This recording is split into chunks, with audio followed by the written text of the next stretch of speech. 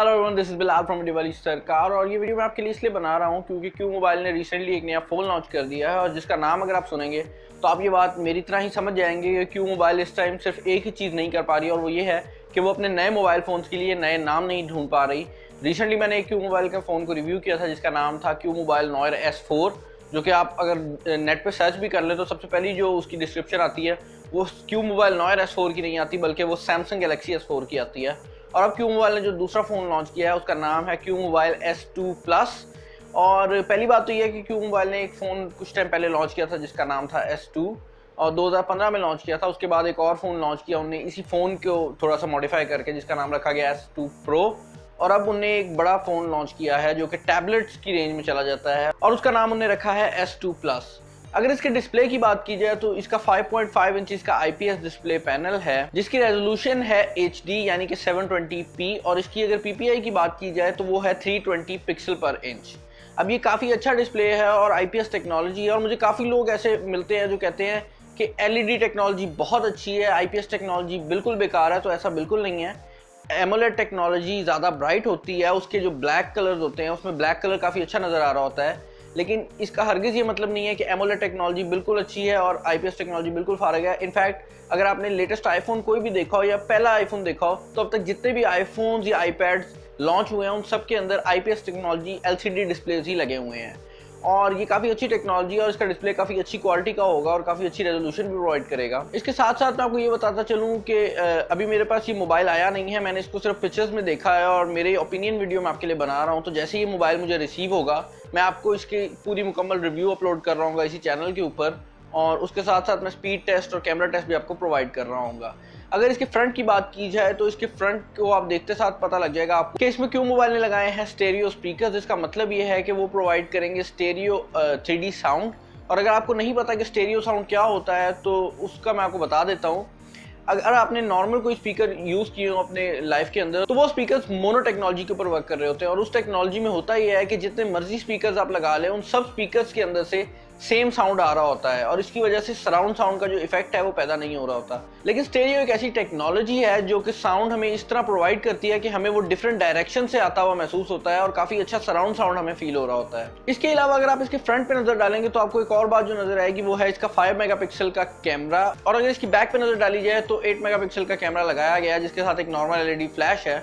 Back camera तो इतना ज़्यादा कुछ खास नहीं है लेकिन फ्रंट कैमरा 5 मेगापिक्सल का कैमरा है जो कि मेरे ख्याल से काफ़ी स्टैंडर्ड है। और जिस प्राइस रेंज में इन्होंने इस फोन को लॉन्च किया है इस रेंज के अंदर दूसरी कंपनीज अभी भी 2 मेगापिक्सल प्रोवाइड कर रही हैं। अब मैं बात करना चाहूँगा इसके इंटरनल्स के हवाले से। तो इसके अंदर लगाया गया है एक क्वाड कोर 1.3 गीगाहर्ट्ज का प्रोसेसर और ये वही कॉर्टेक्स A53 चिप है जो कि इन्हें क्यू मोबाइल S4 LT750 जो कि 3GB वर्जन है दोनों उनके अंदर भी लगा के भेजी है। तो इसके अंदर जो चिप लगी हुई है प्रोसेसर की वो काफ़ी अच्छी लगी हुई है इस प्राइस रेंज के हवाले से। और अगर इसकी रैम की बात की जाए तो यहाँ पे थोड़ा सा मैं डिसअपॉइंट हुआ हूँ क्योंकि इसमें लगाई गई है 1GB रैम और आजकल के हिसाब से देखा जाए तो प्रीटी मच 2GB जो है वो एक स्टैंडर्ड बन चुका है और 2GB रैम वो स्वीट स्पॉट है जिसके ऊपर आप हर किस्म की सॉफ्टवेयर को डाउनलोड करके चला सकेंगे। 1GB पे कुछ सॉफ्टवेयर चलेंगी कुछ नहीं चलेंगी, लेकिन फिर भी जिस प्राइस रेंज में इसको लॉन्च किया गया उसके हिसाब से काफ़ी अच्छा पैकेज है। इसके अलावा मैं बात करता चलूँ इसके ऑपरेटिंग सिस्टम के हवाले से तो इसके अंदर इंस्टॉल किया गया है एंड्रॉइड 6.0 मार्शमैलो को जो कि इस टाइम लेटेस्ट वर्जन है एंड्रॉइड का। अभी रिसेंटली एंड्रॉइड का एक नया वर्जन लॉन्च हुआ है जिसका नाम एंड्रॉइड नोगेट है लेकिन वो अभी भी किसी फ़ोन के ऊपर डायरेक्टली आया नहीं है।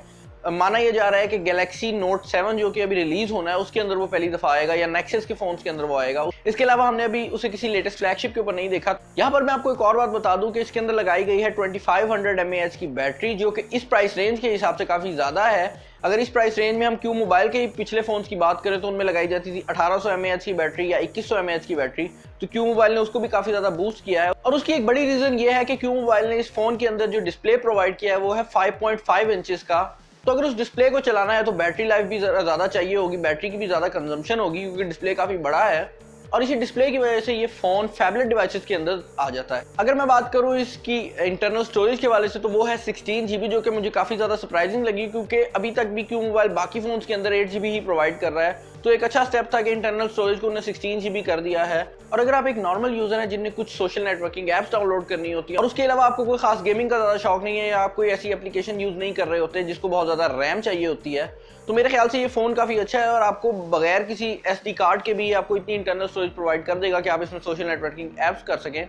उसके साथ साथ इसके अंदर अगर आपने मेमोरी एक्सपेंड करनी हो तो SD कार्ड का फीचर भी रखा गया है। इसका मतलब यह है कि आप इसमें आसानी से 64 GB तक का मेमोरी कार्ड डाल सकते हैं और अपनी मेमोरी को एक्सपेंड कर सकते हैं। इसमें जो एक यूनिक फीचर क्यू मोबाइल ने ऐड किया है वो है इसका ड्यूल सेंसर। इसके अंदर जो लाइट सेंसर है वो ड्यूल है, यानी कि एक सेंसर तो मौजूद है ऊपर स्पीकर के पास फ्रंट साइड पे, और दूसरा जो है वो नीचे माइक जहाँ पे होता है उसके करीब मौजूद है। जैसे ये फोन मुझे रिसीव होगा तो मैं देखूंगा कि क्या उन ड्यूल सेंसर्स का हमें भी कोई फायदा हो सकता है या वो सिर्फ एक मार्केटिंग स्टंट है। इसके अलावा आपको ये बात बता दूं कि ये फोन जो है ड्यूल सिम फोन है और इसकी दोनों सिम्स 3G सपोर्टेड है। इसका मतलब ये है कि इसकी जो दोनों स्लॉट्स हैं उनके अंदर जो सिम्स आप डाल सकते हैं वो 3G नेटवर्क को सपोर्ट करती हैं। और अगर मेरे ओपिनियंस की बात की जाए तो जो लोग 10,000 या 11,000 रुपए में कोई मोबाइल फोन बाय करना चाहते हैं तो हवावे और सैमसंग से काफी बेहतर चॉइस है कि आप क्यू मोबाइल पे शिफ्ट कर जाएं, क्योंकि इसमें आपको काफी ज्यादा अच्छी फीचर्स मिल रहे हैं काफी लो प्राइस रेंज के अंदर। और अगर सॉफ्टवेयर की बात की जाए तो उसको भी क्यू मोबाइल ने काफी ज्यादा सिंप्लीफाई कर दिया, उसको एंड्रॉइड स्टॉक की तरफ ले गए हैं, तो आपको जो इंटरफेस मिलता है वो काफी ज्यादा क्लीन है। इसके अलावा जो महंगे फोन्स और फ्लैगशिप फोन्स के बिकने की एक बड़ी रीजन होती है वो होती है एंड्रॉइड अपडेट्स। तो इस प्राइस रेंज के अंदर अगर आप सैमसंग का या हवावे का भी फोन बाय कर लेते हैं तो मेरा नहीं अंदाजा कि उसकी कोई अपडेट आएगी, क्योंकि इस टाइम क्यू मोबाइल के इस फोन के अंदर जो ऑपरेटिंग सिस्टम है वो वैसे ही लेटेस्ट है, एंड्रॉइड 6.0 मार्शमैलो है। तो जो लोग ये सोच रहे हैं कि उन्हें 9 से 10,000 रुपए की रेंज में एक मोबाइल फोन बाय करना है तो मैं उनको ये रिकमेंड करूंगा कि आप ये फोन खरीद लें। लेकिन अगर आप थोड़ी सी प्राइस रेंज को अपनी अप कर सकते हैं, थोड़े से पैसे और डाल सकते हैं, तो फिर मैं आपको रिकमेंड करूंगा कि आप क्यू मोबाइल का ही S4 ले लें, या फिर अगर आप थोड़े से पैसे और डाल सकते हैं, आपकी रेंज है 17 से 18,000 के करीब, तो फिर आप हवावे पे शिफ्ट कर सकते हैं, क्योंकि हवावे की उस प्राइस रेंज के अंदर काफी ऐसी डिवाइसेज हैं जहां पे क्यू मोबाइल कम्पीट नहीं कर सकता उनसे। ये थी मेरी ओपिनियन वीडियो। अगर आपको ये वीडियो पसंद आई है तो मेरे चैनल को सब्सक्राइब करना ना भूलें, क्योंकि इस तरह की वीडियोस मैं आपके लिए रेगुलरली लाता रहता हूँ। वीडियो अगर ठीक लगी है तो आप लाइक करें, नहीं पसंद आई तो आप इसे डिसलाइक कर सकते हैं। कोई बात है, कोई सजेशन है या कोई मुझसे गलती हो गई है तो आप मुझे कमेंट में बता सकते हैं। This is Bilal signing off. Allah Hafiz. I am literally sweating here.